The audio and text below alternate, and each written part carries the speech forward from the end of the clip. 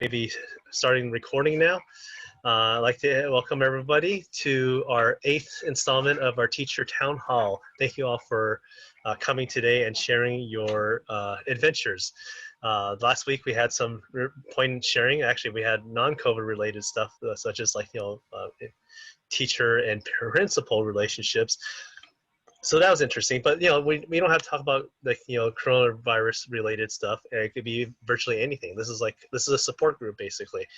So I'd like to welcome you to the 8th installment of the Culinary Teachers Anonymous group.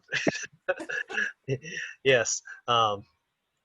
So and our tagline is it's real, it's raw.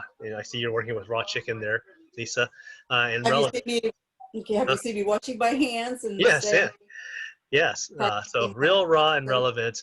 In our 8th meeting, we're just gonna keep it open and talk about creative ideas. Like before, we were working on planning and what could possibly happen, and now it's happened, and now what we can do to react to all the different policies and things like that. And I also like to thank those of you who watch the videos. I know there's quite a few of you out there who watch the recordings and get a lot of great ideas from it. So so thank you for watching it, and if you like it, please hit the like button, subscribe to the channel, and comment about how you feel. And thank you so much. So room rules. This will be recorded. Once we turn off the screen sharing mode, be sure to switch to gallery view so you can see all of our smiling faces. Keep your cameras on, please, unless if you are unable to. I'd like to see everyone's faces and reactions. And we can also keep your mic open because sometimes hearing a little laughter helps. It goes a long way. Be sure to smile. You can also ask a certificate of participation if you need any credits or anything like that. I know that a few of you could use those. No requests to demo KP Compass. I know that is something that we do, but that is not the purpose of this meeting. So icebreaker question, for those of you who to get to know each other, where and where do you teach, and what have your students complained the most about their current education experience? So today we're going to talk about, I'm going to give a quick tip. Last week we did the memory management, not memory as in brain, but memory as in computer memory management. And I'm going to do it again because a lot of people said, yeah, I got requested to bring that back into this topic. And I'm also going to talk about something we talked about at the end of our session, which is bandwidth management.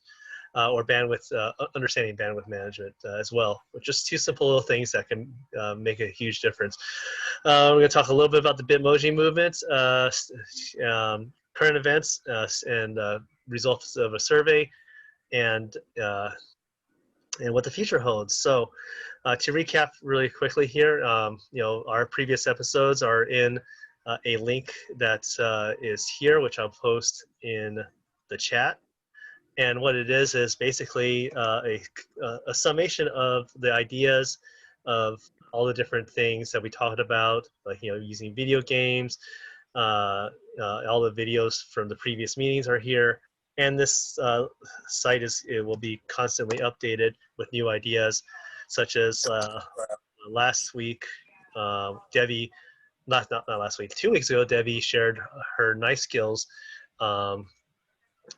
ideas, and she basically kind of shared things that she bought that was a really good value on Amazon, plastic knives and dough and decorative things to do with that, with limited resources. So Debbie is a queen of resourcefulness because she has a very limited budget. Excuse me. So then so that link will contain a lot of stuff, and it includes a very useful document that a lot of teachers have been telling me have been really useful, which is the teaching ideas made by you. So you've contributed to this idea document, and please continue to contribute, because your ideas have helped a lot of teachers about these 4 sections of community engagement, fundraising, engagement strategies for online learning, and any useful online tools that you've discovered as well. Okay, so here, is the results of like, how you guys felt about these meetings. It's a quick little survey on our Google form. And a lot of you say you're inspired, gain ideas, hopeful, and not feeling alone anymore. So so these groups are very useful because you now have a PLC, basically.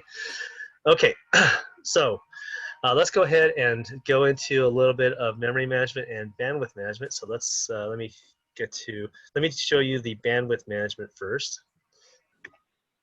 Where the heck is it? Oh, there it is.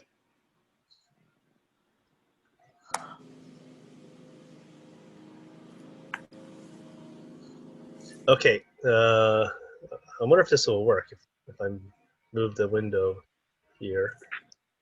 Trying something different. Ah, okay, I close it. All right, let's do it again.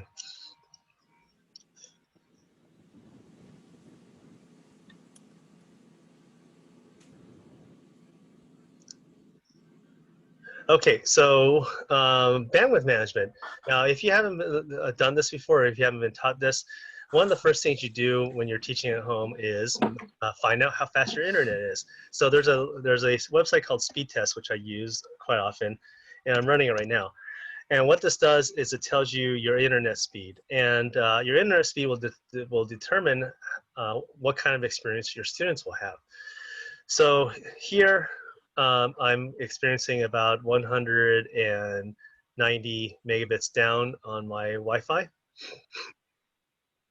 So downstream represents like what I'm able to pull from the internet. So anything over 10 means that I could watch Netflix, in HD. So the upstream is the one that's the most important to you, because if your upstream is really low, which a lot of internet providers cap the upstreams really low because for quite a number of reasons, because they don't want you to flood their networks, and also they want to make more money. But the upstream determines how much bandwidth you're able to output to your audience, your students. So here my upstream is 30, which is really good. Typically, like if you're on a DSL connection, you might have 50 down and 1 up. It's usually like a fraction of what your downstream is. So anything over five, you're able to do pretty much full video. But anything under 5 will seriously degrade your ability to do video conferencing. But the other thing that's important to keep in mind with bandwidth management is if you're like showing a video, such as like we could watch a video of us talking, watching a video. Having the video with a lot of movement will come through really poorly. So right now there's not a lot of movement, so it's probably coming through fine, and I have a lot of bandwidth. So what I recommend is that you shrink the video screen. I actually just expanded it. Let's go ahead and shrink it, and if you can, shrink it even more. So let's go ahead and shrink it some more. And the more you shrink it, the faster or the better frame rate there will be. So sorry, I'm doing a couple things here. So let's go ahead and shrink it some more. Okay, so let's pull this tab out and shrink it some more. So if you're sharing your screen, then it'll probably play better for your students. But the other tip that I could offer, which is also very important, is log in and see what it looks like for yourself. You can even use like their mini player. Let's see their mini player looks like. Okay, so what you do is you like have your phone on the side, sign in to your own meeting, and then see how the things reflect. So if you're going through a PowerPoint slide and you're clicking through it, and all of a sudden you're 3 slides in but still on your first slide, that's because the bandwidth hasn't caught up to that as well. So having an external monitor that's actually showing you what the kids are seeing will also give you an idea of how things are appearing. So when your teacher says like Mrs. Benz, what did you just show us again? And then you'll know that the bandwidth didn't catch up and make that come through. So to everyone, was that useful? Was that a useful tip for sorry, video management on streaming or bandwidth management? So now let's go ahead and kill this video here. Okay, so the other thing that I wanted to show you is memory management again. So because I see there's quite a few new names here. So what memory management is, it's very important because what it does is it lets you take care of a bogged down system. So if you're like me, you probably have a gazillion tabs open on your computer in a gazillion different windows because you are a horrible mess like me. So what you do is in Google, you have this triple button over here. You go to more tools, and then you go to task manager. And what this does is it shows you the task manager for your web browser, not your computer. And the thing you want to key in on is memory footprint, which is what I have defaulted. So what it tells me is that these different applications are using a whole lot of memory. So what it does is it bogs down all your other web pages because, and these numbers keep going up sometimes, because there's memory leaks. So what you do is you click on the task, you hit end process, and it frees up that memory. And all of a sudden I just gained 700 megabytes of memory. Now GPU actually also inflates itself quite a bit over time because what it does is it's used for playing videos on YouTube and anything that requires the graphics card. And when it starts out at 200, and now it's like 1.4 gigabytes, which is a whole lot of memory. So I'm going to end that process. And what it does is it basically flushes out that memory usage, and then and it starts going back up again. So you can see here's at 400, and it's going to start ticking up as I do stuff. And these KP Compass tabs, man, I have a lot of KP Compass tabs. Let's get rid of some of them. But it doesn't take it away. What it does is it actually puts it into hibernation. So here I just did the Facebook page, and you can see the Facebook page is now closed. But all I have to do is just refresh it, and now it's back. So that's memory management, and doing those two things, bandwidth management and memory management, will help you go extend your miles without having to restart your computer all the time. I try to restart my computer as little as possible, so that because I don't like to have all those tabs load again. All right, so was that useful to everyone? Yay! All right, great. All right, so I'm gonna go back to the, so this is the Bitmoji group that was spawned from this meetings. And currently we are at, where's the number? There used to be a number over here on the right. Oh, I need to go to about probably. I guess they changed it. About. So if you haven't joined it yet, it's a great group where teachers are sharing resources through Bitmoji.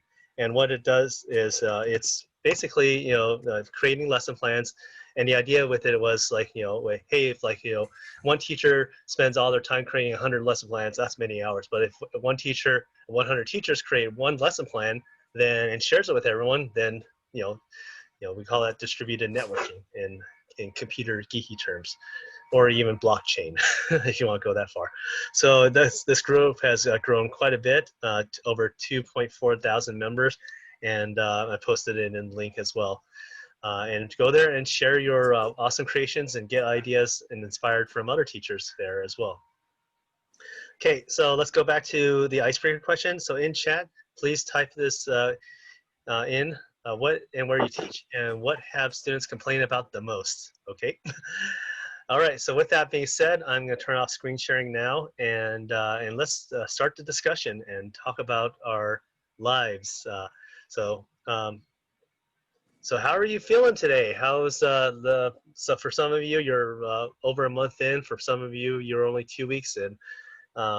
Lisa was just sharing about her experiences before people showed up. So do you want to reiterate some of the things that we talked about, Lisa, while you're cooking chicken?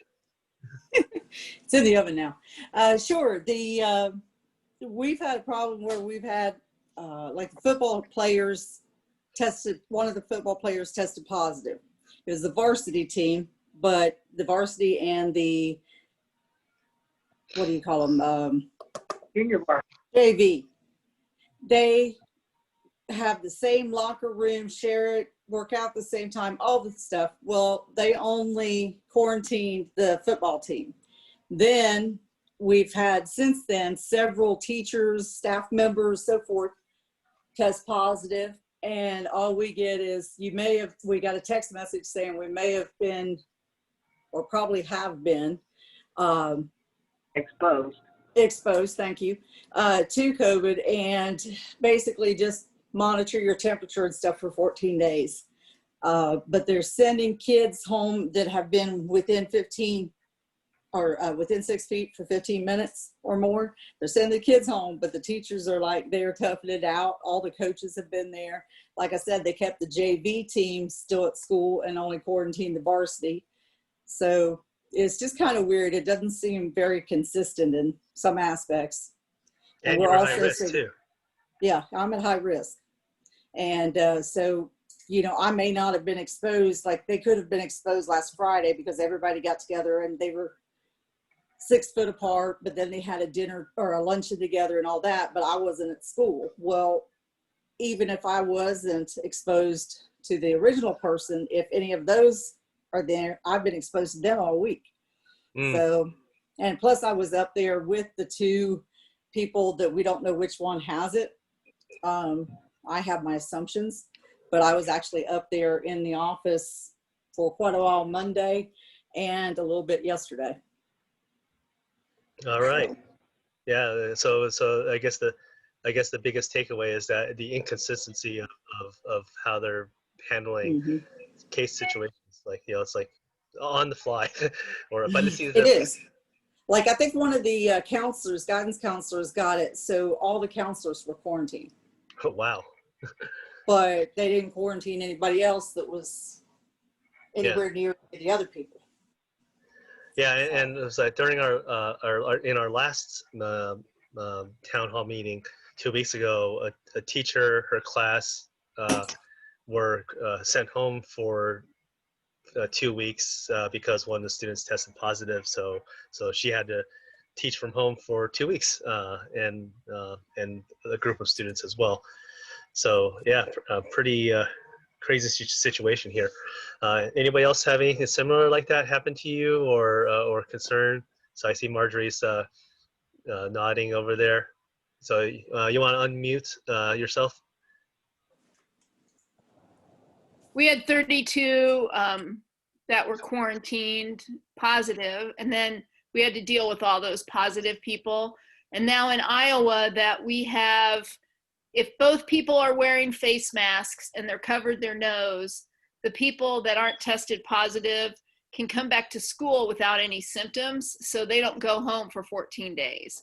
Because at one time we had like about 120 kids just quarantined, and then they got all far behind, and so 120 came back and there's only 30 now. Wow. That's crazy, huh? That is. What state are you in? Iowa. Iowa. And Lisa, what state were you in again? South Carolina. South Carolina. Okay.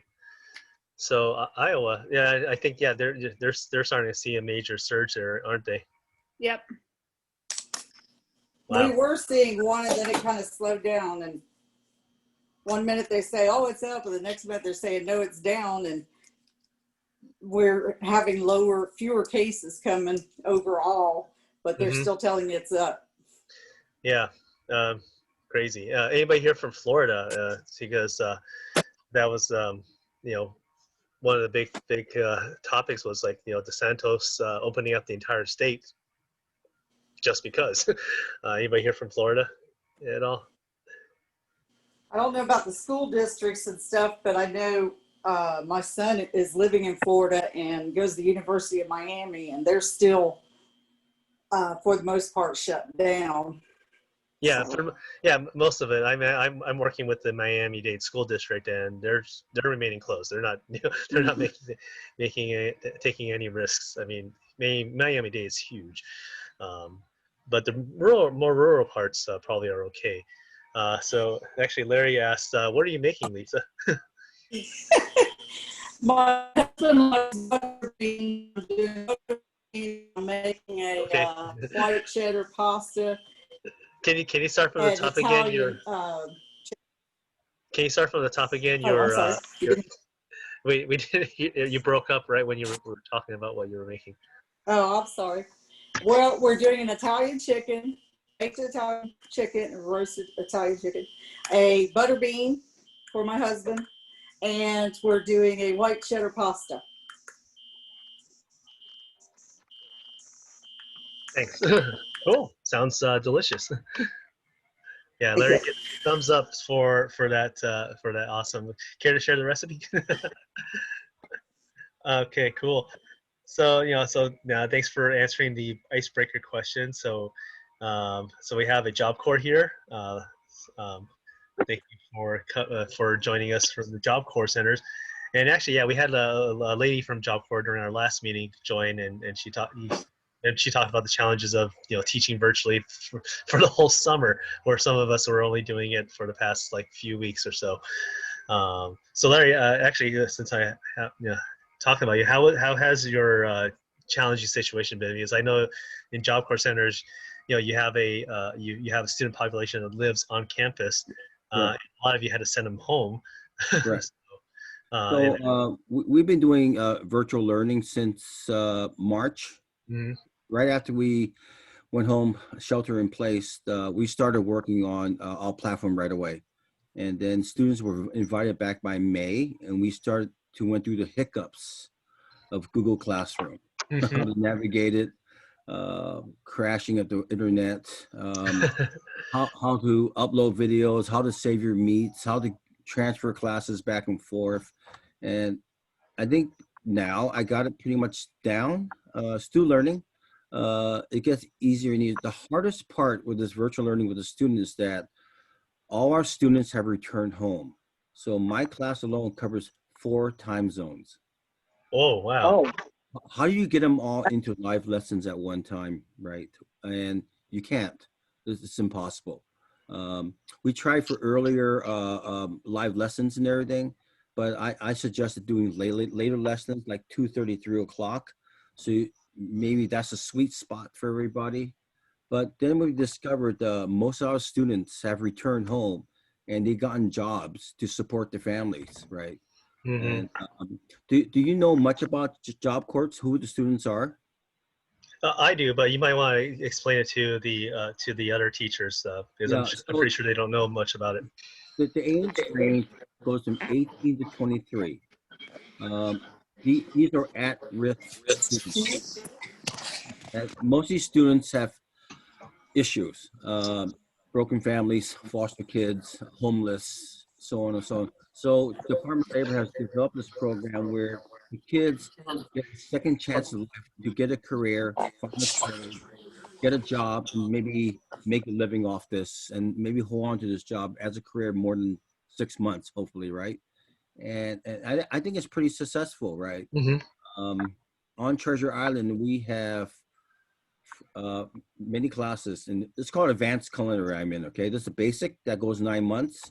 Then, if you do well there, you can move on if you like into advanced, which is about 2 years, right? So it comes out like almost 2.5 years to almost 3 years, like an apprenticeship, right? Hmm. Um, at Job Corps San Francisco, which is the largest center of all the Job Corps in the United States, we have food and beverage class where we serve customers right in the restaurant and learn how to run the front of the house, learn wines and do inventories, things like that. Then we have a gourmet chef that does gourmet old school style, right? Then we got a baking class. Then we have a pastry class. Then we go into bistro. Then I'm the last class. I'm fine dining and I serve the public and everything. So these classes are all 8 weeks each for each instructor. It's pretty comprehensive, right? And it covers a lot. And I've been there now 2.5, 3 years, right? And I got there, and I couldn't. The talent of the chefs there are crazy. I said to myself, "Oh, I get to work with these guys." But I learned to teach. This is my first time doing it. It's a great way to give back and to your profession, I found. Because a long time ago, I was a student. I was no good. I was immature, driving my parents crazy. Then I found the right chef that just kicked me in the rear end, beat me up. No more slouching. No more let my feet up on the table and everything. On time. This guy just straightened me out. And I even today, I still hear his voice. Maybe I have some issues here, right? Anyway, yeah, he was German. He was Swiss. Yeah, he brainwashed me, but he rebuilt me. Okay, so That's great. And so my class, what I try to do, I try to create an energy there where the kids want to finish, because I'm the last class. So we run the restaurant. The kids run the restaurant, and before shelter in place, we were sold out for 9 months. 9 months. Oh, wow. When I got there, we weren't sold out. Then slowly people heard about it. They kept coming, and it got booked and booked and booked, and all of a sudden we're 9 months out, sold out. Now, what was going to happen when we go back? I have no idea. Because they're worried about bringing in the public into a restaurant that may bring right. Yeah, that's the biggest challenge is like, how do you serve again when you can't really serve? Yeah, it's cool because I have the kids rotate in these stations: pantry, soup station, meats, seafood, pasta station. They run a sous chef's area. There's custodians, and just rotate through these classes for 8 weeks, stations. And I change the menu every week, and I just want to make it fun for them so they're enthusiastic and confident to apply for a job and land it and do well. You know what I mean? So Yeah. So yeah. Thanks for sharing. I love Job Corps Centers, and Lisa, thanks for sharing your garden there to us as well. But yeah, I've been working with Job Corps Centers for like over a decade as in my profession, and a lot of ones in the East Coast, like with Dr. Cole over in the. So I'm very familiar with your mission, and it's great that you're giving those kids an excellent journey and a chance to really really change their lives. And I think and given the nature that these kids live on campus, it must have been really hard for them to go back home, and because the discipline that you guys give them was one of the central spokes in the machine. So was that a challenge to get them back into the groove of things, or because that is a critical component, being away from their situation so that they can grow and foster. Yeah, that's true. I have a few kids that have returned home, and they returned home to a very bad situation, right? So I have one student I'm working with right now. He lives in East St. Louis. If you don't know much about it, it's a pretty scary area, right? So I drove across the United States one time. I got to St. Louis. I crossed that bridge by accident, and I go, oh boy, it is scary. I know what you're talking about. Yeah. Yeah, it's pretty scary, East St. Louis, right? And he lives there, and he told me he's been shot at 3 times. And I go, whoa. So I'm trying to see a way to get him back to center in San Francisco. There are some students there, but there's certain things have to happen for him to bring him back and all that stuff, right? Yeah. So I see a question to Larry. Do you send students a shopping list? So that's one of the things we're working on. Do we send them a stipend, go shopping for food? Do we send them a box? I know at City College of San Francisco, I talked to some of the instructors here. 100% of the students are local, so they could come by and pick up a box that they have to prepare and make their own YouTube videos and set it into the chef and all that stuff. I boned out a chicken. I did an 8-way chicken this time, or I dressed a Charlie So, things like that. That's in the works. So I do my live lessons. This is how I do it. In the beginning, I tried to do live lessons and film myself prepping food. One student would show up, very discouraging. the video on your laptop's terrible, so the quality's terrible, right? And I said to myself, there's got to be a better way. So what I started doing is I start making my dinners the homemade videos, right? My family loves it, you know what I mean? So I found a cheap free app on my iPhone called Video Shop. It's for free. Hmm. It's all overhead videos right down my board. You could throw clips, as many clips in there as possible. You could fast forward, add music, add wording, add text. You could do talk as well. And I create these videos. And if the students do show up, I record my meetings, Hmm. do stop and go as I'm watching these videos together with the kids, right? And then throw questions at them, challenge them. What do you think of this? How will you do that? Do you remember what they said about concasse? What is concasse and things like that? Pan sauce methods and everything. And which cooking method is this? So I get feedback from the students. So this way, if the student misses the live lessons with me, I record it, put it back in my assignments, and the students are required to watch that video recording. And I add a That's great. qualifier to every lesson, a quiz at the end. So they watched it and they have to pass that quiz. So that's how I've been doing it. Oh, So great.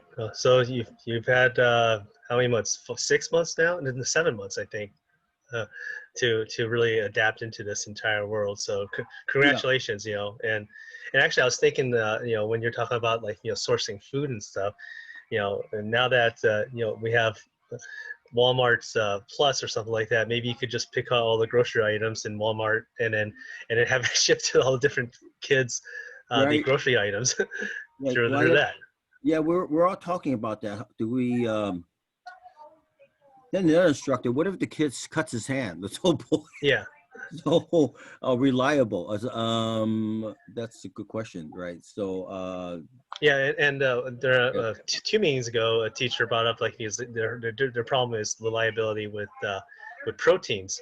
So what they've done is they've said they switched over to plant-based proteins. So using Oh, like that and using that as the cooking medium, sure.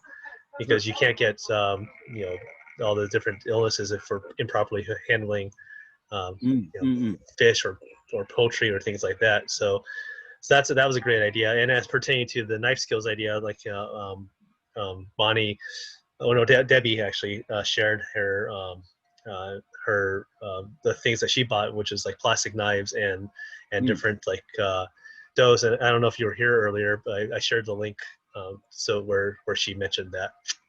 Um, Oh, the different items she bought to basically simulate for knife cuts and things like that. To basically build on the skill. Actually, it's probably not what you teach because you're in the advanced section, but other yeah. teachers probably could utilize that when they're doing knife skills training.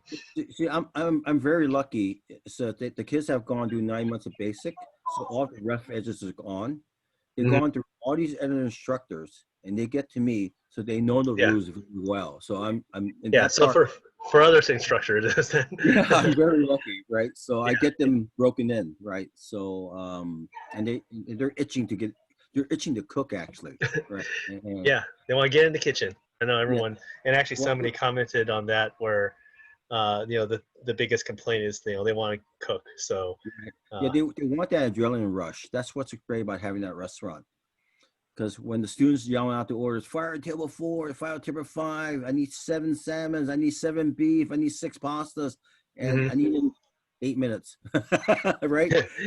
And so I teach them kitchen timing. 8 minutes, you don't cook the pasta yet. You get it ready, right?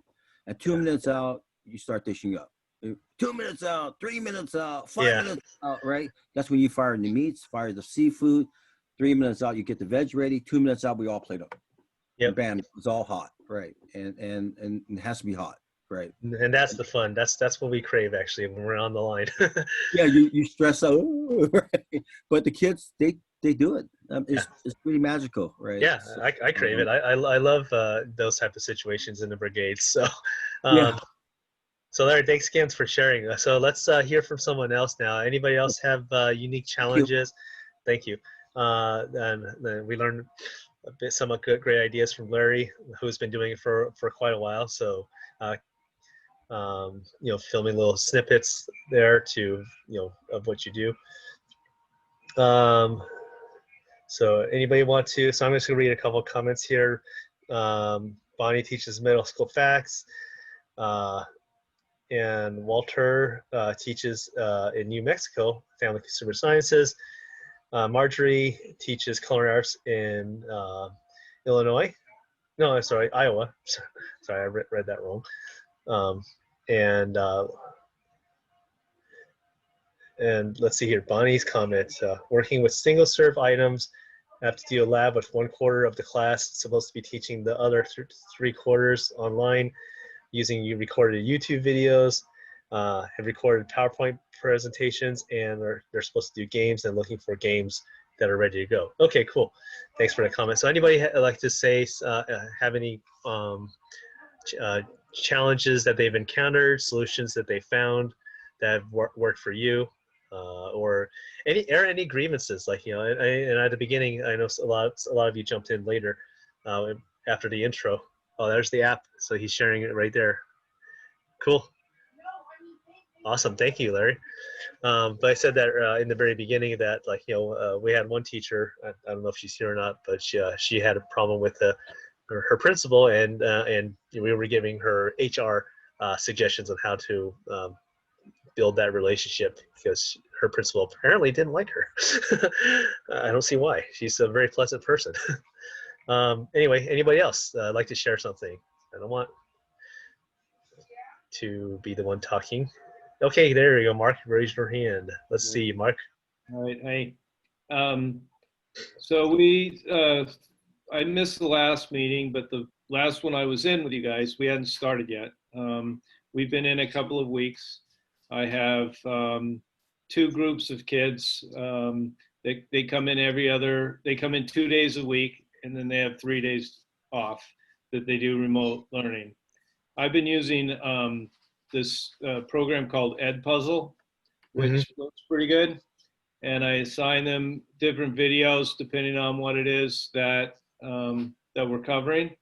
And I have them watch them, and either I just use the ones that I find on the program that already have questions embedded, or I put my own in there. And then when they show up, and then I can check it throughout the week and throughout the day to see if they've watched it, so that when they show up, we can just go to work in the kitchen. They're pretty small classes. Used to be around 12, and now I'm down to about 7. But there's enough room in the kitchen that they can all spread out. They have to wear a mask when they're on campus the entire time. And if they haven't watched the videos, so this really flips, I think I talked about this last time, this flips the class over, which I've been trying to do for a long time and with no success. But this year it's really working, where they come in front loaded with the information, and we can just go right to work. And if they haven't been watching the videos, then they have to spend the time that they would be in the kitchen sitting in the classroom watching a video, which, blows, because they want to be in there cooking. So it really does drive that point home to do this stuff at home when you have the time. And right now we're still in session. We still have kids live 2 days a week, but there are some other schools. I'm in Maine. There are some other schools in Maine that have come down, that have had people in there with Corona, so they've had to close the school and go fully remote. And some of the custodial staff today was saying it's just a matter of time before we end up like that. And I hope that isn't the case, but we'll see. So right now it's full speed ahead with a much smaller crew, but it gives me more time to spend with each kid, which is really great too. Yeah, no, that's good that you guys still are in the green zone, I suppose. Yeah. Yeah, but there was that one case, what was that, a month ago, where like that wedding party had 100 people. Yeah, there's still fallout from that, man. It's making waves all over the place. People are getting in trouble, and the law's gotten involved with some of those people, and it's awful. So, yeah. Yeah. Hopefully we avoid that stuff. Yeah, I hope so too. The numbers are going up all over the place now that we're getting into our regular flu season. But hopefully the regular flu won't be bad because everyone's washing hands and Right. hopefully Yeah. wearing masks. Yeah. So hopefully that will help mitigate the regular flu, um, and not make it that spread. Now everyone's a lot more conscious when somebody coughs or sneezes. um, They say exactly. influenza's down right now. Yeah, It's actually flatlined right now. It's not that's good. because we're shelter in place. Yeah, and hopefully that won't have a chance to kick in and muck everything up on top of that. But with the Florida, I know we were talking about this earlier, but with Florida opening up, I'm afraid that they're gonna um, that it's gonna blow up there. That's what everyone's saying, right? Actually, so thank you very much, Mark, for sharing. So I'm gonna read a couple more comments here. So we have Amanda teaches in Wisconsin. Two student concerns. The students are wanting to cook at school, but they're two big groups to be able to send the students into lab to cook. Also, students are complaining about having to do too much work online and scale back on assignments, but you can still tell students are overwhelmed with all of their classes. So for those of you who weren't here in the beginning, I'm reading off the answers to the icebreaker question, which is what and where do you teach? And what are the biggest complaints from your students so far? And we're pretty consistent, so they want to cook and they're overwhelmed with online. But actually, like was at the last meeting or 2 meetings ago, they're blurring, the biggest challenge is like you're teaching in class and then you have to also teach online. So where in the world do you find time to do all that? I just find that kind of ludicrous that you're pulling double duty uh, for the ones that are opting at home. Okay, and I mean, read and actually, wait, there's more to Amber. Oh, but never mind, that was the same comment. Okay, so anybody else like to share their what they've encountered since opening back up or going back to school? Yeah, I would. All right, Debbie, thanks for sharing your other Okay. resources last time. I posted it on the resource page and getting a lot of compliments from that. So thank you, Debbie. Oh, thank you. Well, we had to we had to file a very extensive health department plan to be able to go back to lab because we're in hybrid mode right now. I have my students 2 days a week, and then they're online 2 days a week. And then we're all together as one class on Monday. So that's how we're doing our 5 day a week. Was it Larry from Maine that commented that, they're also doing lab? Well, my students got a real good taste. They didn't do their digital homework before we got ready to go to lab. So then they had to sit in the classroom and do their digital homework. Because I said, guys, we don't have time to do this in class. So if you want to cook, you're gonna have to read and come prepared to class, which is a flip for them. So that was very exciting. And the health department, I was really surprised. We run a full-blown catering company, and they approved us to do takeout orders. So we have our first takeout order that we've spent the last 2 days getting ready for tomorrow.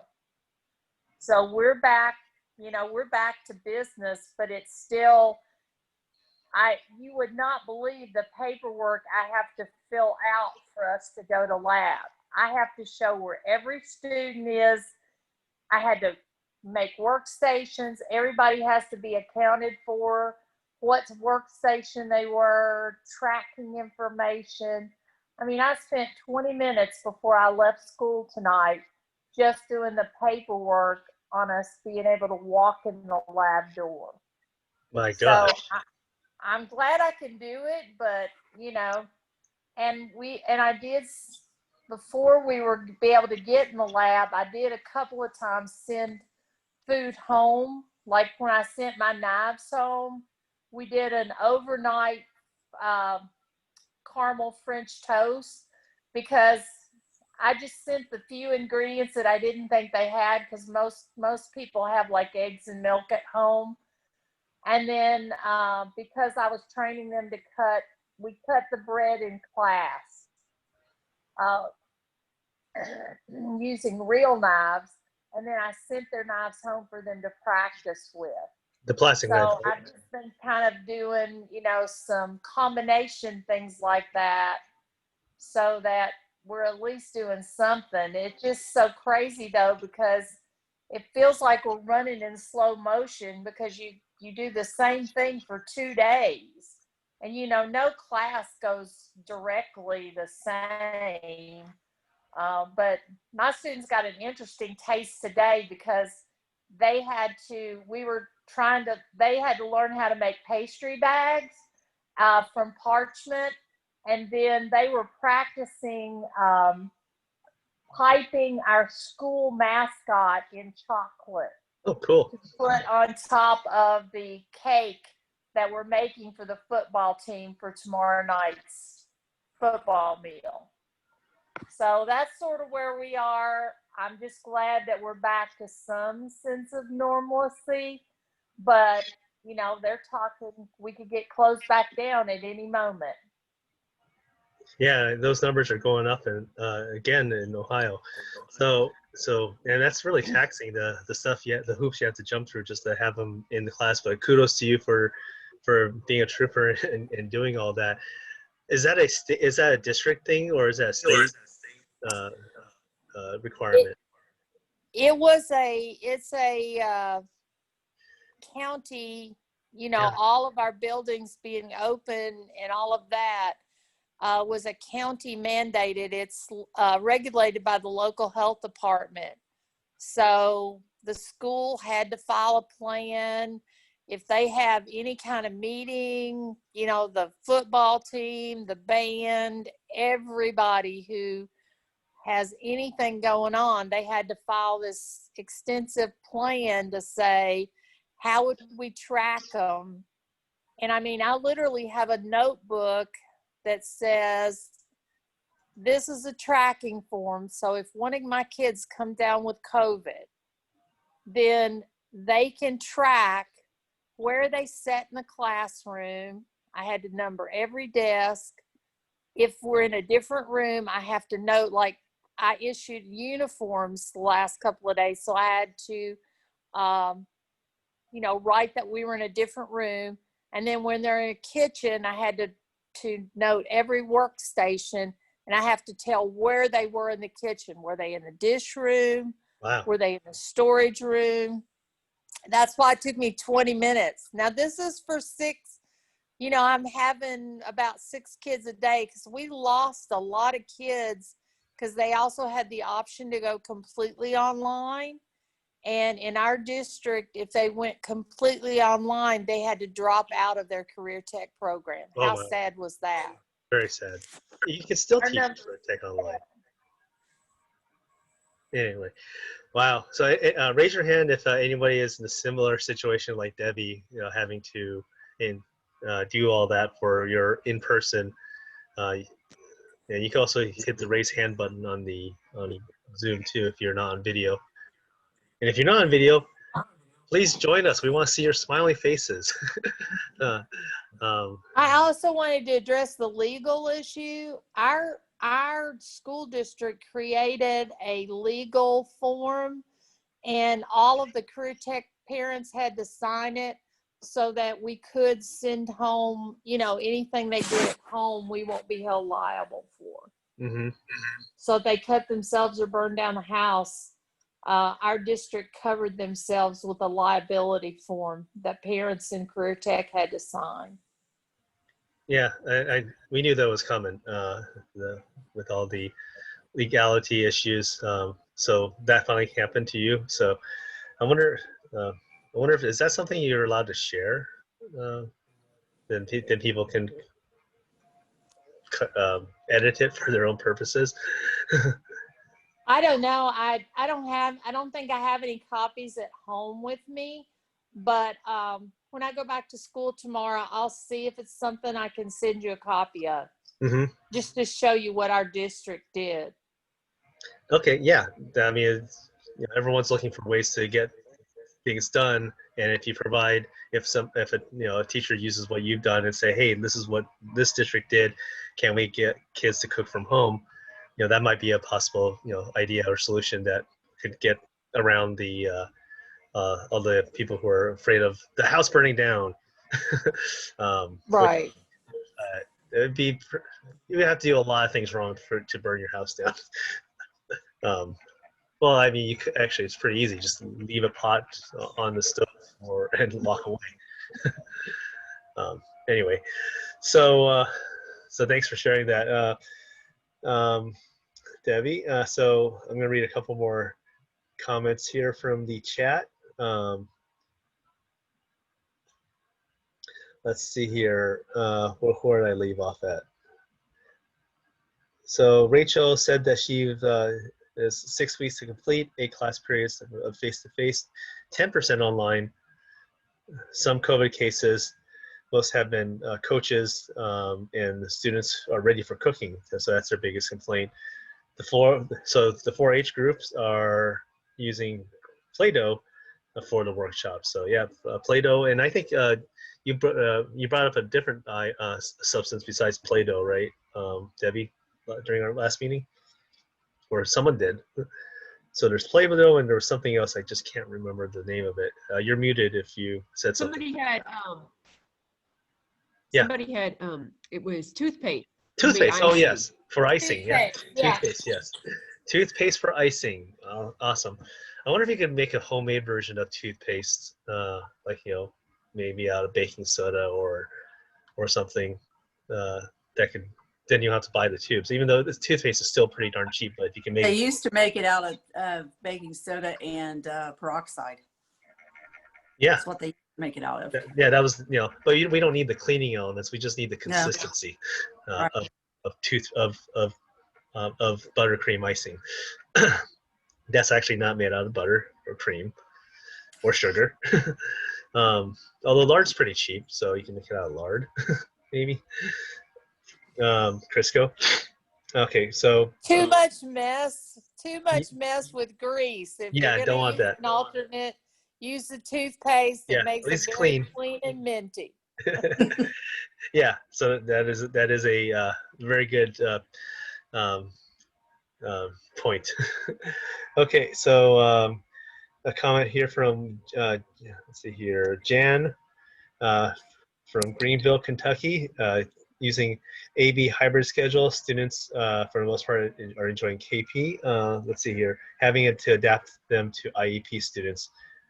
So her comment says reading in KP or the narration, I guess, is a great feature.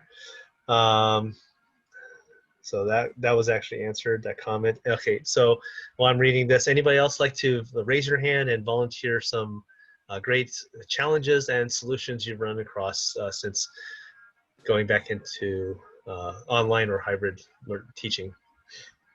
Larry, again, you have something? So we've been talking about when we return to center and do face-to-face. Do we do hybrid? Do we have a classroom for students down the hall? Then I do a kitchen. The issue is that one chef cannot be, or instructor cannot be in 2 places at one time, right? To watch these kids, right? So what we're going to do, I hear, and it's a great idea, we're going to maintain the usage of Google Classroom, and the kids will have to return to the dorms to use it. As we assign to us the paperwork assignments, we could do another group of students in the kitchen, in the lab, doing cooking, right? So, but the thing we have dorms, and a lot of the schools don't have dorms. So they would have to go back home, which they want to do. They want to get them out of the house and to be at school, correct? So that's how we're going to handle it at Job Corps. Okay, yeah, good. And I think the like what was it Mark brought up is the flipped classroom concept is still have them learn the core materials virtually or online, like it's sun coming in, and then and so that you can spend more time just doing the labs and actually you do what you do, which is like commanding them to do all those different things. So right. so that would probably maximize help maximize your time with Yeah. that situation. Well, my classes can be up to 15 students in the kitchen at one time. It'll probably cut down on half to 8 Yeah. at a time for the spacing of 6 feet and everything. So, it's this we got to figure it out because we're required to be with the students, right? And there's no way we could be in 2 places at one time. So the only way that will work is to utilize what we've been working on Yep. the Google platform and issue their paperwork part of the site of the program, right, for cooking, right, and all the theories, right, and they could put that into work, right, and then later on do the practical in the kitchen as they rotate back and forth, right. Yeah. So, And actually, I was thinking, like, with the dorm situation, usually are they not allowed to go off campus, or they are allowed to go off yeah, campus? well, they don't know yet. When we come back, they'll be quarantined for 14 days, right, and then they're allowed out, and then they're not allowed to leave. Yeah. So then you can create your own bubble, basically, Right. Yeah. like the basketball players. Right. Yeah. But only thing we'll bring it in and out would be the instructors. We're allowed to leave, right? Yeah. So you'll be the risky point Right. for the students. Yeah. um, Yeah. yeah. So then that's definitely possible. So so good. Yeah. So I think one of the things that will come from this is a lot of teachers will, like what Mark said, like, they wanted to do the flipped classroom, but they just never had the time, the money, or the resources. And now I think, once we get out of the pandemic, education will be forever changed, because the flipped classroom, which is something that I've been talking about for over a decade, learned about it like a long time ago, which, and I'm a huge proponent of it, is maximizing your time as a teacher. So you're not teaching, you're just exercise, you're mentoring, you're elevating them to the next level. So you don't need to Right. teach the material. You don't need to teach them how to do a batonnet, because they can learn the batonnet. You could go watch over them and say, this is how you make your batonnet better, or boning a chicken, or making a bechamel, or all these things that they can easily learn through a video or through various methods, and that Right. you're not having to demo with that. You could just say, you show me what you learned, which is the best way for anyone to learn, is by teaching. Yeah. I just wish our students were local. So Valerie asked that question. Her students are all local, right? So like I said, City College of San Francisco are preparing box kits for each students to pick up curbside for the students to take home to do the practical. And they come by, pick up their ingredients, and what the chefs do, they get together, they put these boxes together with the kids' name on it for each class. Yeah. And they come by at a certain time and they pick up their boxes for the week, and that's their assignments. And then they go online. Yeah. Yeah. That's great. We definitely had a lot of creativity with that, and I think some teachers went as far as like working with local farms, Right. helping to support the local farmers, because they're not getting as much business as they used to. Right. So really pushing the concept farm to table. Yeah. Right. So We've seen some of those innovations here locally. I know like there's been quite a few farms who started doing deliveries to people's doors and dropping off custom boxes, and they like made sheets where it was certain items that they had as just like a go-to box that people seem to always be asking for, same types of ingredients. So they had like one that they could just choose from that came with certain amount of items, certain pricing, or they could do customized boxes and have them delivered. And so we've seen a lot of success with that.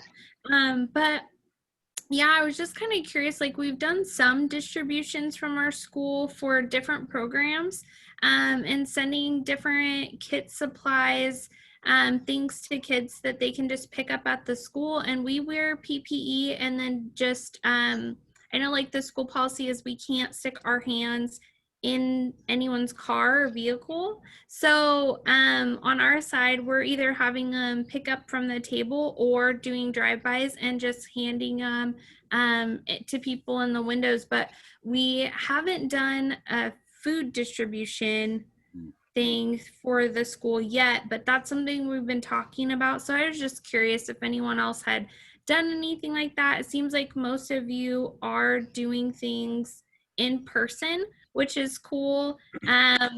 Our state's being super cautious right now, and they aren't letting us do anything in person, at least until the mid to end of November. So yeah, so I was just curious kind of if anyone's done anything like that, what it's looked like, or if you had any like tips or advice or anything like that. So yeah. Good question. Yeah, absolutely. Anybody? Oh, open forum. Or nobody. Well, it seems like, each state's doing such different things. It is really awesome to listen to each of you talk and share, what obstacles you're coming against, what kind of questions the students have, that sort of thing. So, thank you all so much for being here and for sharing your different experiences. It's great to hear. Yeah. So, and this group wouldn't exist if it weren't for you all. So anybody have any experiences with distribution? Nisa, you've waved at me.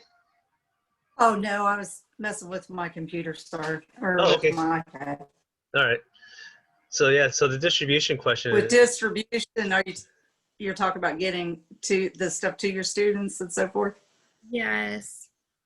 Since they're all like cooking in their own homes, we're just trying to come up with like innovative ways to keep them engaged, and also like think about low income families and what kind of resources that they will have, what kind of things that they won't have, and just kind of disposable items and things like that too, because different families have different amount of stuff, and I think as you've all been teaching, like that sometimes things get wasted, right? Or when you're practicing and learning that there's a lot of materials that get tossed out during that time. So how much do we distribute? How long will it last? That kind of thing that we're just trying to figure out. And we do have really good partnerships with local pantries. We have local like neighborhood growing areas, and so people are growing different food and stuff there and opening that up to the public. So we have a lot of resources, but I just wasn't sure if anyone else is doing something similar to that, kind of successes or things that you might, or pitfalls, things you might Yeah. So far, we haven't had to do any distributions. It is a requirement. I had the same problem, and I don't know if it was Debbie or who was saying that we lost a lot of students that were virtual because they had to make a choice. If they were virtual, they had to still come to my class every other day, or if they didn't want to go, then they couldn't take my class. But the level 2s have to come 4 days a week in person, and I've lost so many. I have lost 24 students from the beginning of the year. It's a new program. This is only our 3rd year, and I'm down to 11 students this year. Wow. Yeah. And so that's why I've mentioned earlier that I was teaching some of the special ed kids and things like that. I'm pretty much on call to be whoever and whatever, and I may end up start teaching a virtual class just to keep my job security. Is it because the kids are actually going to be allowed to be in person and doing the labs? So that's a good thing. Is it because they don't have access to Wi-Fi sometimes? Yes. Yeah. We live in a very poor community that even with free Wi-Fi, it's not consistent enough for them to get on. So we have started something at Job Corps about a month ago. It's called correspondent packages, where we do a mailing instead of the lessons if they don't have technology, right? Getting the assignments back from the students, this is a whole different story, right? I did that in the spring. What's that? I did that in the spring, and you're right. It's ridiculous to try to get them back. They either don't do it or it just takes forever to do it. Right. Yeah. But at least we're making an effort, right, to get it Yep, to them. Right? absolutely. It's, as long as we keep trying and trying, even if they do have Wi-Fi and they're not engaging, we still send the package because we don't want to lose a student. Right. Because the bad thing about losing students is that we won't have jobs, right? So, Absolutely. so don't lose students. Keep them, the students. keep them logged on once in a while. Okay, you're here today. Thank you for coming, right? Yeah. And then I try not to stress them out.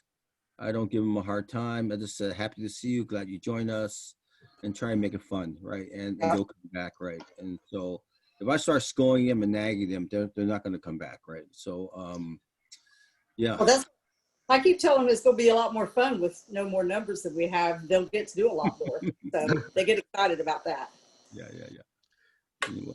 So, and Larry, you've mentioned in chat, like, encourage students to help parents in the kitchen. So that's another great idea, to get them engaged with, because everyone's got to cook every day.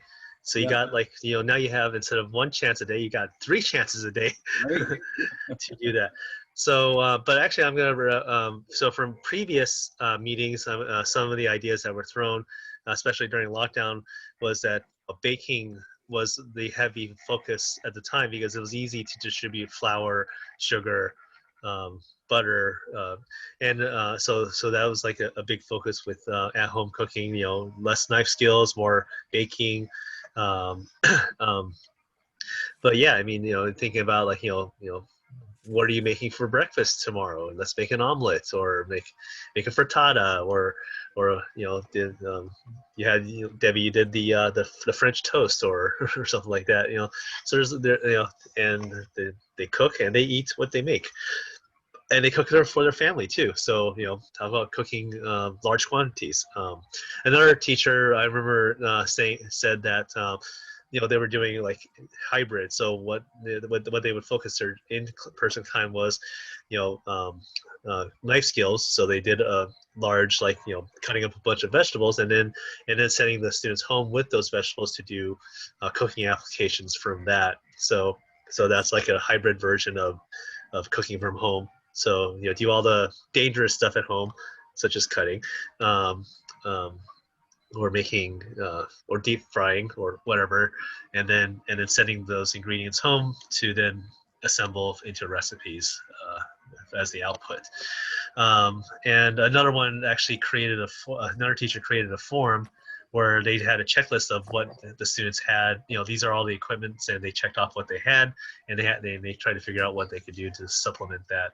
So those are some other ideas that you could throw out there. And I think, I don't know, actually, that form, in the links that I sent you, there's a link to a Google form folder, and I think one of the forms has that checklist. Actually, I haven't looked at it in a while, so I'll have to revisit. But I think there's 2 or 3 forms that teachers have shared, and if you have a form that you use, share it with everyone else as well.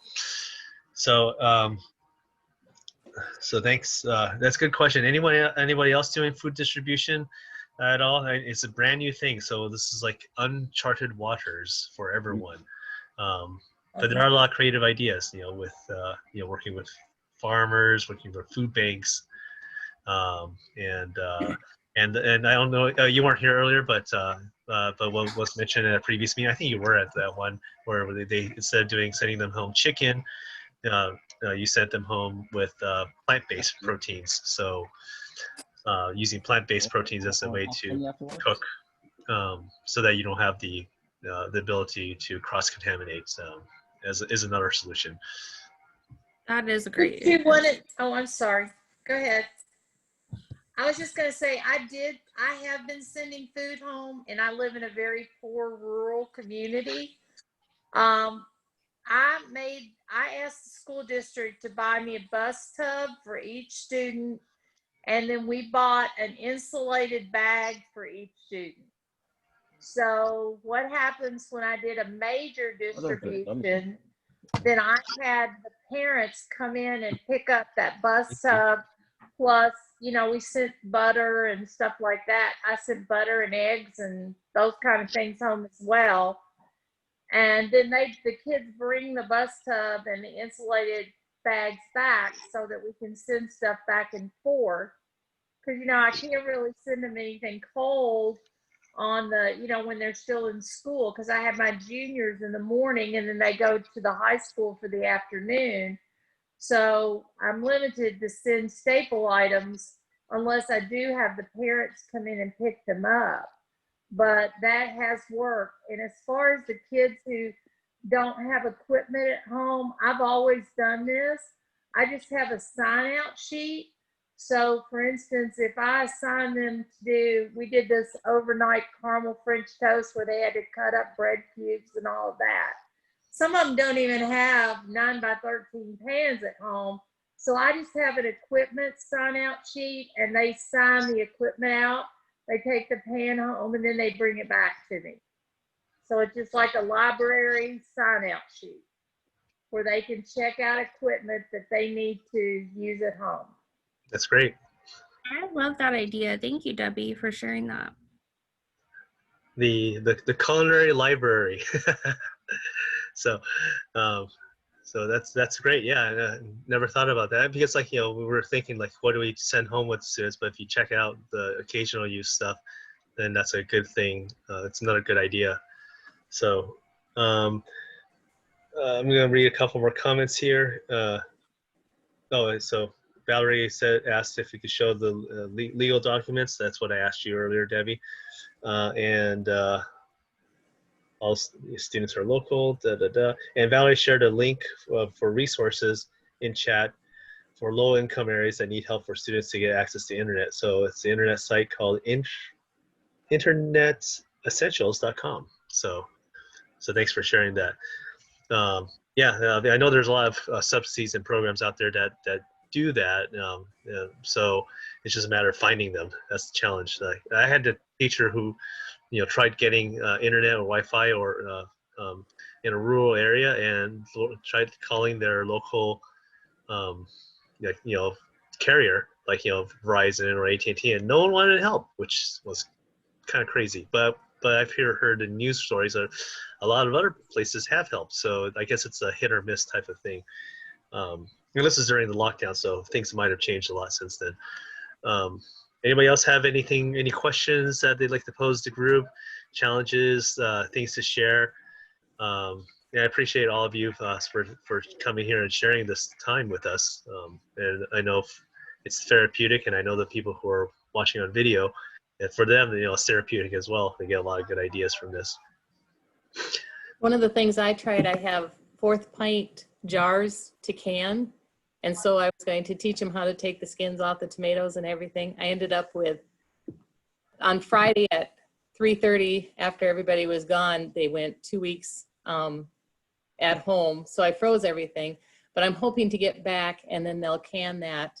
And then I don't let them measure any ingredients. I just, they come up with a dish, I put it on the dish, and then they go back to their workstation. So I'm the one I have 1/4 of the students. So we have class 4 times a week with 1/4 of the students, and I have 7 labs. And so I have about 30 students.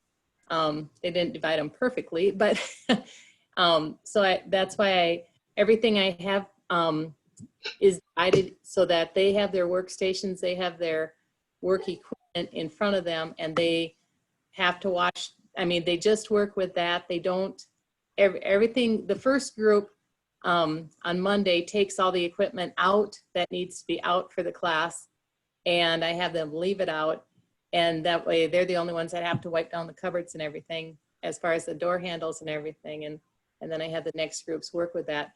But yeah, the canning jars, I was excited about doing that because I was actually able to find lids and jars, and we're going to do a little salsa type mixture on there.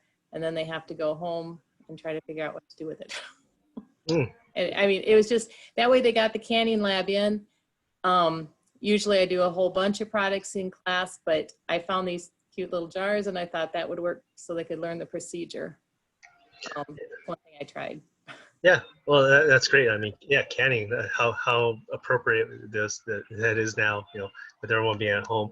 What caused you to go into a 2-week lockdown? Staffing, our kitchen staff was exposed, and several staff members were exposed. They were exposed. It was mostly just to get everybody out of the building. But yet we were required to be in the building if we were healthy, except all the students were gone. But now next week, they're going to try bringing the students back because the ACT tests are on Tuesday. Oh. And so they're going to not bring all the students back, just do the fourth of the students, except for the ones taking the ACT. Then all of those students will be packed into the gym and take their test. Wow. So are you practicing PEEs at school? Or what? PPE. PEEs, personal protection equipment? We Mask. have masks. Yeah, Oh, just how the about masks. shields? No shields. I purchased some for myself, and I purchased some of the clear face masks just so I could talk. But yeah, so how I divide my class for 10 minutes, I have my students that are in the building. I have an hour and a half class. So 10 minutes I sit in my office with the door shut so I can talk on Zoom with the other students and tell them what they're supposed to do while I'm in the classroom with the other students. And then I put on my mask and go in the other room with the students. They all have a mask on. And then I have plastic aprons and paper goods and everything for those students to wear. Yeah, I'm terrified to go back face to face. We haven't done it yet, but talk is maybe beginning of November around there. They're gonna bring all the kids back. I'm terrified. In the middle of flu season. Right. Well, hopefully Right. we won't have a flu season since everyone's practicing good hygiene. Yeah, I got my flu shots, right? So, I'm terrified. Not for me. I just don't want to take it home to my family, right? Yeah. Yeah. So, I mean, that's a scary part. So, Yeah. What part are you in San Fran? I live in San Francisco. Yeah. What part? Like. It's called Richmond District. Okay. Yeah, it's right by Golden Gate Park. Okay. And it's That's a where good the area. that's where the Pardon? school is, right? No, the school's on an island called Treasure Island. Oh, it is on Treasure Island. Okay. Yeah, you have to cross the bridge. It's on the Uh-huh. island there, and it's a huge campus. It's huge, Oh. and it's actually more of a compound. You've asked me. Yeah. So Oh, wow. we have at one time they had 225 culinary students there, and also they do carpentry. They do electricians. They do often administration. They do nursing as well. All these different trades are there. And we do meet in the gym once a week. And everybody meets there, all the trades. And it gets pretty crowded. I can imagine we'll probably do it outdoors there because there is space at Treasure Island to do outdoors, right? Because we do have a baseball field. And we do have our own garden as well where we grow vegetables and everything. So we're able to do that kind of stuff. So, I'm still terrified. And the weather is there is pretty good year round. Yeah, on Treasure Island, the air is so clean because it's constantly blowing out and everything. It's so clean, and it has a great view of the city, right? So, How about smoke from the fires? oh, we're all suffering from that. It was all red for a week or 2 weeks. We did not see the sun or the moon, right? So it was pretty dark. So the first 2 days, it was pitch black in San Francisco. It was like, what seems like it's 9 o'clock in the evening, right? So, but it was really weird. So it's nice now, but just that Sonoma's having an issue now with those glass fires, and that's only 40 minutes away from me. So it's pretty close. The Napa Valley is going up. Not good. Not good. at all. Yeah, and that was 2 weeks ago, Valerie. You were in the thick of it too, right? Yeah. So. Yeah, it was really crazy here. Yeah, I mean, just in proximity to me, like even there was like a fire like 1 hill away from me, and then on both sides, and so. And then in Salem, there was little ones all over. And so, yeah, it was really scary. A lot of people were displaced because of it, and are still kind of living at the fairgrounds. And we have a ton of different community organizations that have come together and donated clothes and food and different resources. And then Salvation Army opened up and is letting them do free childcare and things like that. But yeah, it's really crazy. Yeah. Where are Air you at, quality. Valerie? I'm in Oregon. Oh, okay, okay. So I live in Beaverton, but I work in Salem, which is about an hour south of me. And Mm. so both areas were really bad. So yeah, just throughout the state. But luckily we had a lot of rain this past week, which we hadn't seen in months, and that's really unusual for our state. So we were super thankful for that. And it really helped calm things down and control some of those fires. So yeah, feeling super grateful. But yes, in California, oh my gosh. It's everywhere. So they were showing photos. I saw photos yesterday of 4 landmarks in Napa that are gone, before and after shots. Oh wow. And Greystone got spared. Greystone CIA. Oh wow. So it didn't get touched at all.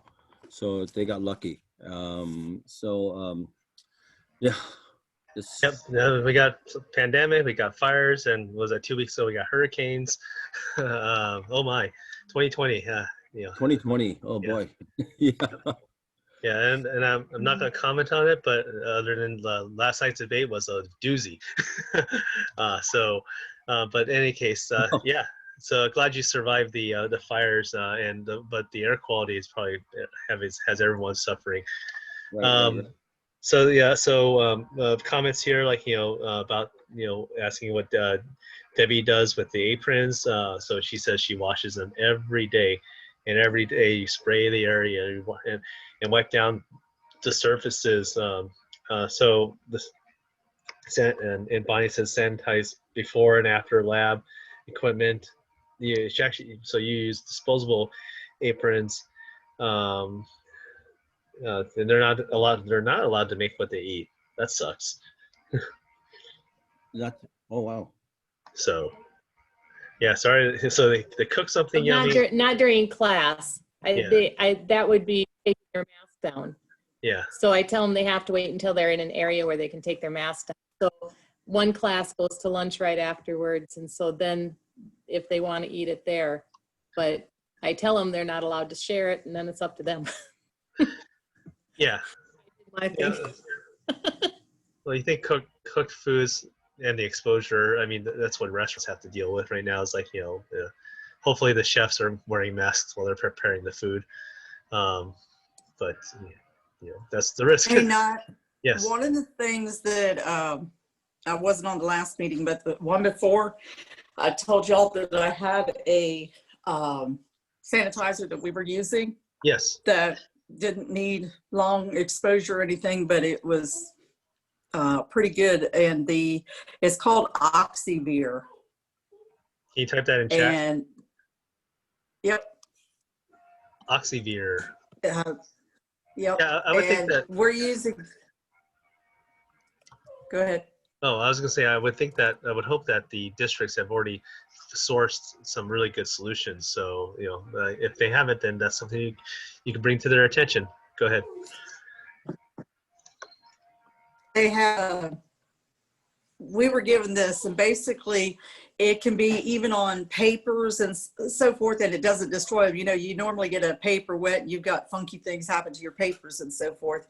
It doesn't bother those. It's good on any surface, and so it's pretty nice that. Excuse me. It's pretty nice that we have that, and it's nice that we have. It's one thing. It's one thing to use. You don't have to wipe it, but say you're doing it in between classes, as long as it sits on there for 2 minutes, then you can wipe it down. But it only takes 2 minutes for it to be activated and doing what it's supposed to be doing. So, and I'm just verifying, if you wonder what's taking so long, I'm just verifying the spelling of it. Yeah. But we got an email today about the if we needed more. But you don't have to use that much either. It's very concentrated. You don't have to use a whole lot of it. So that's a good thing. Yeah, that's great. So that brings up the topic, like, for those of you who are doing in person, how much time are you spending in between classes sanitizing and doing all that extra work to make your classroom safe? I mean, I knew that was a huge topic of debate in the during the lockdown and over the summers. Like, teachers just don't have the time to do that properly, and and make sure everything's safe. It's just like it's one impossible hill after another that you have to tackle. So anybody want to share their experiences with that? Well, like I said, I literally, all I have to do is spray it. Yeah, so you got a cool good solution there. And I just tape the desks, like I've got it spaced kind of normal, but I have it set up so like our AB days or A days, which is Monday, Wednesday, we have certain desks filled up.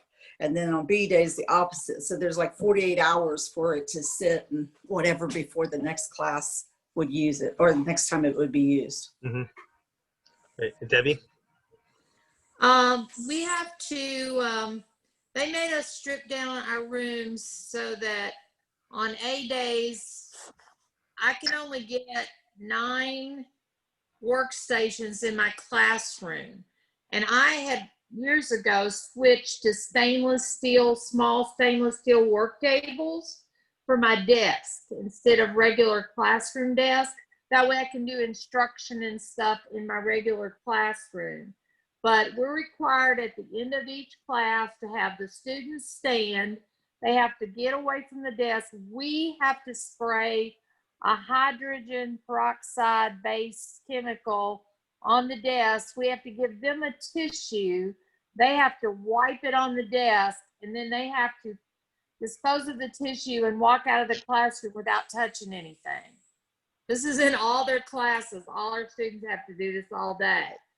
But I had a very wild experience last week because we also have, if a student starts to exhibit symptoms of COVID, we have an ill room that they're sent to instead of the regular clinic.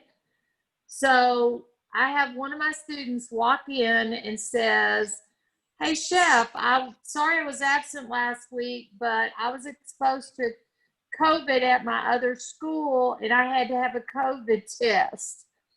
And this hasn't been 2 weeks, okay? So all kinds of bells and whistles were going off.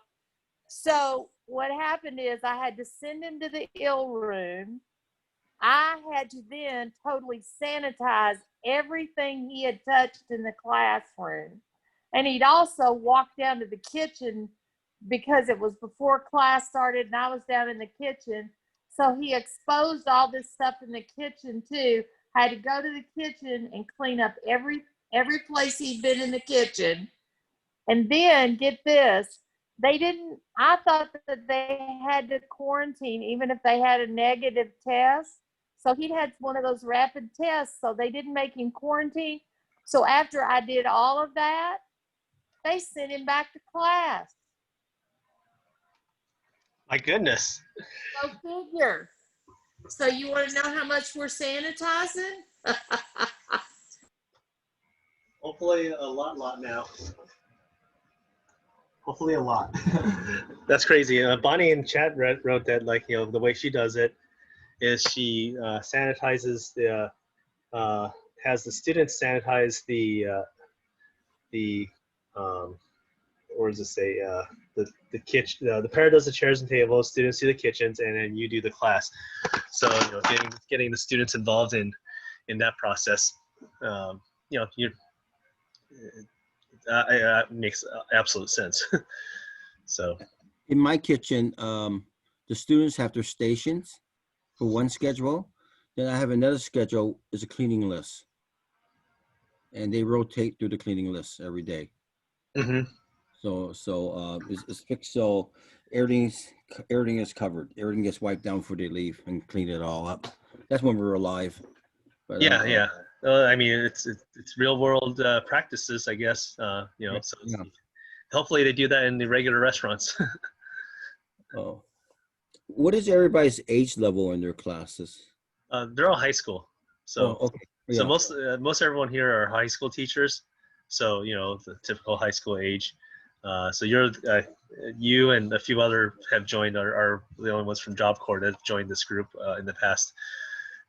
When your age ranges was like 18 to 23, you said? Yes. Yeah. Yeah. So they're still out of control, but you know what I mean. Well, yeah. You Yeah. try, you hope, right? They'll get some common sense, but they get out of control. They always do, right? Well, and in the nature of them being at Job Corps, it dictates that they're there for a reason. Yeah, but it's interesting. You see them out. When I first got there, I noticed my students in class. They get in there, they get engaged, they're doing their thing, and then when I bump into them outside Culinary in a different building, they're a totally different person. As a wholly, they're acting out, they're loud, they're out of control, and you really see what Culinary can do for their life, where it can really engage them, and you know what I'm saying. So I think it's a great thing what we all do. So Yeah, it's the whole mantra of career tech ed. Is college and career ready. Not everyone's on track to go to college, and we need to give them these options. And every restaurant, even though the food service industry is suffering, the service side of things, but people still gotta cook. We still need chefs because people are ordering and eating at home now. Um, Great. So in the chat, we have a variety of answers here. Yep, everyone's all high schools, juniors, seniors, and whatnot. So there we have it. Anybody else have any other challenges, solutions, or things like that? We are approaching the 2-hour mark, so thank you all for being a part of this. I mean, one of the things I like to say is that these meetings may be long, but they're definitely not boring at all, and definitely good valuable time for everybody. So it's good to know we're on the same boat. yeah, we are. We're all have the same issues, right? We're all on the same planet, Earth. Yeah, and for those of you who, what'd you say? Audio. What's going on? Oh, so your phone's going off, Debbie. That's what it is. I'm So, sorry, I wasn't muted. That was. that's okay. I was wondering what that sound was. And Lisa wrote down Oxyvir. So for those of you who are not seeing the chat, it's spelled Oxivir, Oxyvir. So that's the miracle, I guess, sanitizer out there. What's it called again? Oxivir, Oxyvir. Actually, I'll do this. I will Google it and share the screen. There we go. Is that a hand sanitizer or what is it? It's a spray. It's a spray sanitizer for surface. Yeah, Okay. That's what she says she uses. It's for any surface. You can put it on anything, even papers and books and catalogs, magazines, anything. Is this safe for food? Yes. I haven't tried it in there yet, and that's a good question. I was wondering the same thing. I think I did research it. I think I Googled it and found that it's good for the surfaces, but you shouldn't have it near the food. So, but that's pretty much true of any chemical. But I would use the Oxyvir to clean the or to sanitize the cabinets from the other stuff, and then probably just use regular cleaner and sanitizer after that, maybe. Yeah. Do you see MSDS on it? I actually have one. I think I can send. Oh, I could probably look it up on the internet too, right? I just realized that my boss sent me that. That would answer that question, wouldn't it? Yeah. Yeah. But, so I have it on screen right now, so you can see it. Thank you. Yeah. No. So when you researched it, you found it. Is that something that only you use, or is your district now using this as a? Our district now uses it. So you had some other solution before, but then you came down and found something better. Yeah. I mean, it's working, and it seems to be keeping it from spreading. And like I said, it's easy enough to use. You really don't use that much. Like most people think you have to spray and catch every spot, but it's kind of like a pathogen would spread. It's like if you're spraying those spots on there, it spreads and it's covered. You don't have to worry about it. Okay, And great. like I said, a lot of them, one of the key things is because you could spray it on literally everything, you can spray it, you could have papers spread out and say some kid went over there and dumped everything on the floor and picked them up. You could actually spray that on there and they're still safe. Whereas other ones, that would just ruin them. Yeah, because they're all water based for Mm-hmm. yeah. So I guess you could now sanitize books again. Yep. Which is still not a good idea to use books anyway. Oh, that would help the 10-second rule, right? Mm-hmm. Yeah. Yeah. I feel like sometimes I should be spraying the kids down. That's it. Turn it into a lotion, right? Yeah, there you go. Yeah, but I wonder, what how the toxicity of it is with skin contact. Well, actually, you would know. You've probably read all that stuff. Yeah, and somebody said it's really not good, but I'm allergic to everything, and it literally has not bothered me at all. It doesn't have a strong chemical smell to it, which is good. It doesn't have like a perfume or kind of that powdery fake smell like a room deodorizer or something has. That's good. And it doesn't hurt. Like I have really bad asthma. It doesn't bother my asthma at all.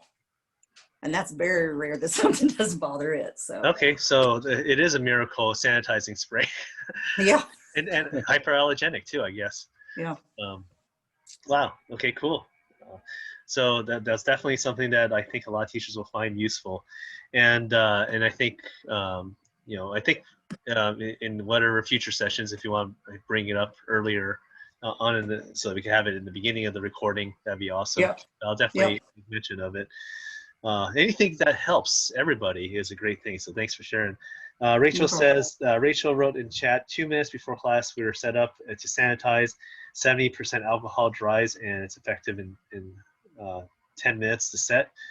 And the school gave everyone face shields and masks. So cool. Yeah. Ours did too. But the thing of it is, a lot of those sanitizers, if you do look at them, it's how you use them. And most people just spray them and let them go. And then somebody's on them or whatever, and they're not activated yet. So if you think about it, there's usually only 5 minutes between classes. And you can get the kids to stand up 5 minutes before class, and then it has 10 minutes. But if you're running late, something else is going on, you have a kid who just doesn't have it all together, that sort of thing, you struggle to get that 10 minutes. And so this only requires 2 minutes, and that's what I like about it. Yeah. And it is not alcohol based. Yeah, time saver, and right now we're really pressed for time with the in-person because of all the additional hoops that we had to jump through. So yeah, thanks again for sharing that. Anybody else have anything else? We're at 1 hour and 45 minutes. Awesome conversations that we've been having so far. It's been really fun. Anybody have anything else? Any questions, challenges, ideas, things that they have done that work?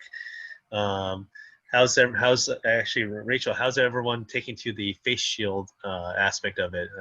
I haven't seen a whole lot of schools do face shields yet. So what's your experience with face shields in the classroom? If you're able to. Pretty much, we have to wear a face shield and a mask. The kids have to wear a mask all the time. And if you're without a mask, that's not a good thing. Because if you've been in contact with somebody 15 minutes and they are COVID positive, then you get sent home with them for 2 weeks. So pretty much our health department, we were able just to wear shields at first, and they said, no, you have to have a mask. So we're masked up the whole time. Okay, so students aren't required to do face shields. Do you see any students using face shields yet, or they're just doing masks? No, as long as they can do the mask, the health department is fine with mask. Teachers, we do the shields and like the face masks. Okay. So We've been told, go ahead. I'm sorry.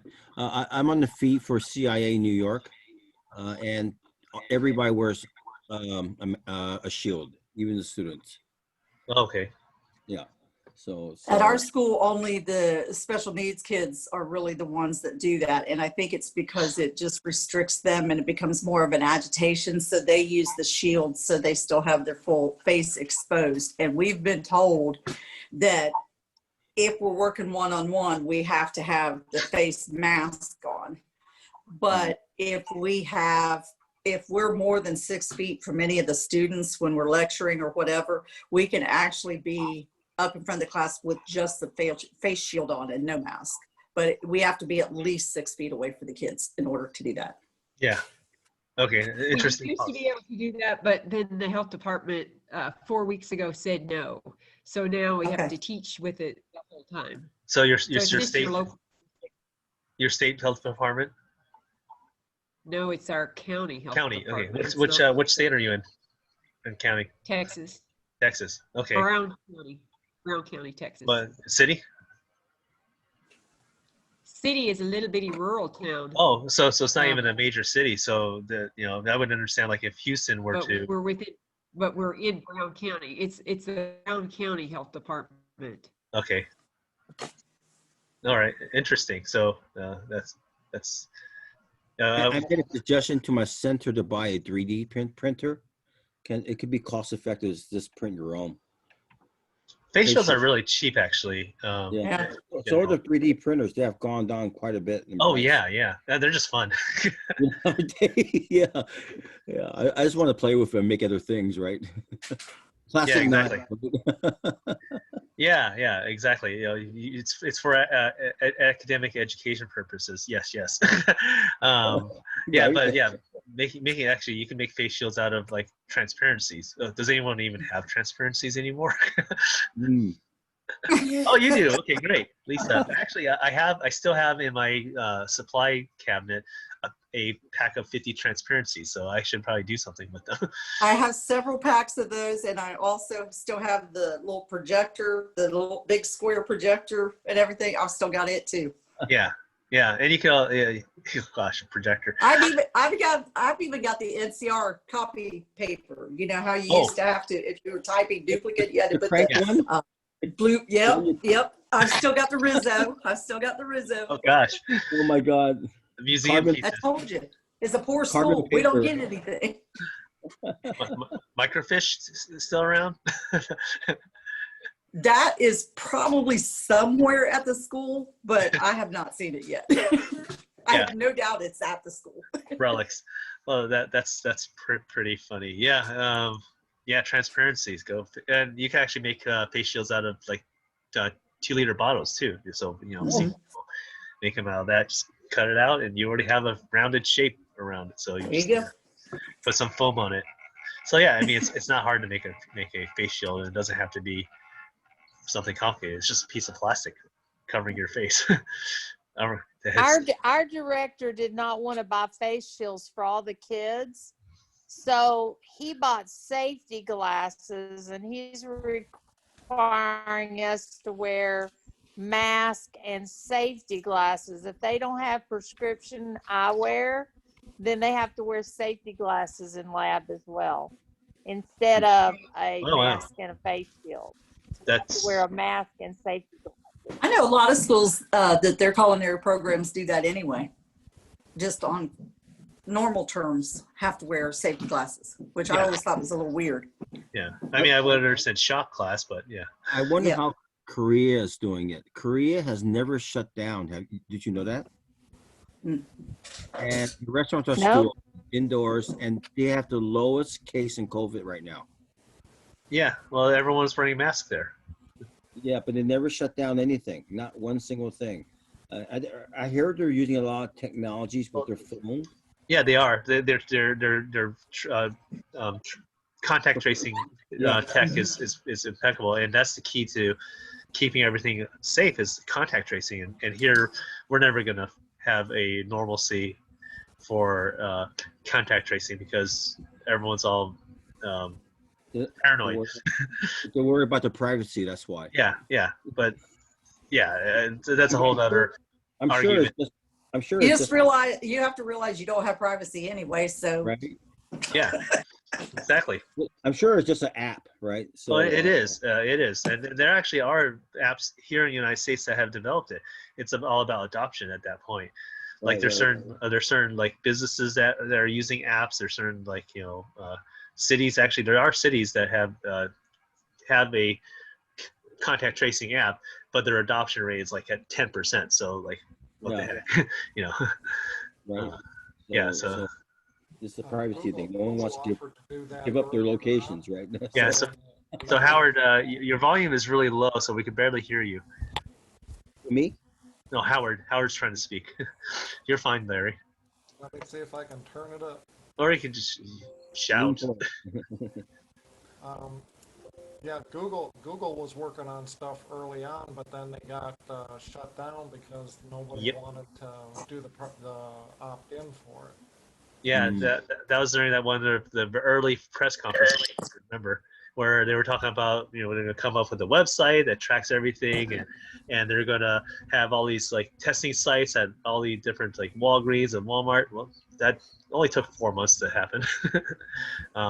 And same with Korea early on, when our people were saying that we're going to do 300,000 tests, Korea was already doing 3 and 4 million tests a week at that time. So Yeah. they didn't hold back, they didn't stop, they went full bore straight ahead, and that's what made the big difference. Yep. Yeah. So only if we could actually learn from their successes, but sadly, we're in the state that we are in with over 200,000 confirmed deaths.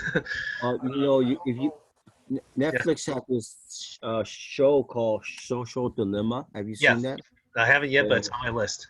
Don't. It's disturbing. Don't watch. It freaks you out a little bit. I heard it's a must see because it really gets you to think. Although I don't spend much time on social media anyway, so it's not my thing. I rarely post and I rarely read stuff. But I watched many 10 are. minutes, then I turned it off. I said, "Oh, I can't." Yeah, but I heard it's a good thing because to really change your behavior, I guess. Oh. Opens your eyes. Howard, you had something else you wanted to add? Well, for the face shields, I don't know if you guys saw it. It was a couple months ago that I saw it. There was a pizza restaurant on the south side of Chicago. When he was shut down for food, he had molds, and he was taking the plastic and using his pizza ovens to mold the plastic to the shape they needed, and he was supplementing his income by making the face shields. Yeah, I remember seeing that piece. Actually, that was really clever of him to become a face shield manufacturing pizza restaurant. Yeah, because it's not that hard, and they just take the plastic, cook it, and then make it into the shields that they need. Great. Now, so these are some really interesting things that you've encountered, and I know everyone's appreciative of the things that you're sharing. So, is there anything else that anybody wants to bring up? It could be any advice that you want to ask, anything that any questions that come to mind, interesting challenges. Otherwise, I'd say that we've definitely had a really great discussion for almost 2 hours here. Nope, yeah, 1 hour and 55 minutes. So I really look forward to our next meeting. So I always ask this, like, you find these meetings good? Great. So in the beginning, I stated that this meeting will be consistent with the same link every week. So if you have the link that I sent you, you can join it every week, even if you don't see the get the emails or the reminders or signing up. I was changing the links every week because I wanted to prevent Zoom bombers. Because if you use the same one over and over again, then anybody with the link can get on. But I think that's not a fad anymore. I mean, we did get Zoom bombed in our second meeting, which was fun. Yeah, so we have the we made it to the real world. But I'm going to leave it like this, so you could have it for the next one, and we're going to basically be doing it every 2 weeks. for until everyone gets sick of this, or hopefully not sick as in COVID sick, but sick of talking to each other. But I think it's really good. So I'd like to thank all of you, and also like to thank those of you who sat through this 2-hour video that you've seen online, and definitely check out the link to see any of the resources that we've talked about here.